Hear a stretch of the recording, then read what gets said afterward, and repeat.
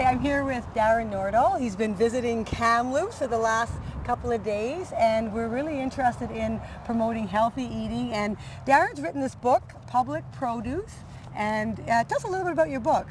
Well, it's really about municipal governments looking at public space and growing food for the public. We have a lot of areas, our parks, our plazas, and even medians in the middle of streets, and looking at how we can actually grow fruits and vegetables rather than just ornamental plants to help bolster the diet of the citizens.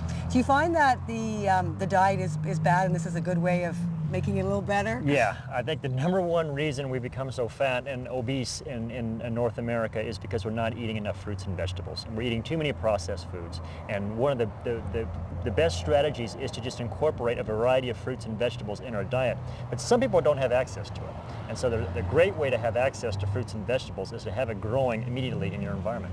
So have you had lots of success, or there's some projects that have worked really well? Yeah, we've had actually quite a few success. There's cities across the United States and Canada are actually looking at this idea and looking at ways to incorporate fruit trees and vegetable patches and even nut trees and even making honey in their respective communities that they can then give or sell at very low cost to their citizens.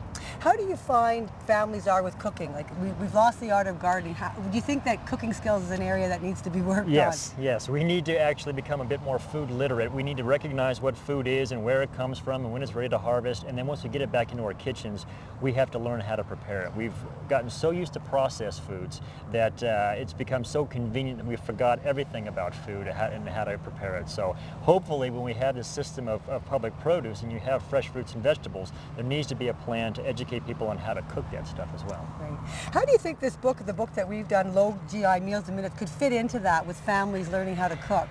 I think it's fantastic because we really want to increase dietary diversity in North America, get them away from the processed foods, get them to consume a lot more whole foods, get them away from refined carbohydrates and back into lots of fruits and vegetables. And so we want to have a lot of those fresh produce items, but we don't want people to get bored with it right away. We want them to actually find fun and innovative ways to eat a lot of these fresh produce items. Great.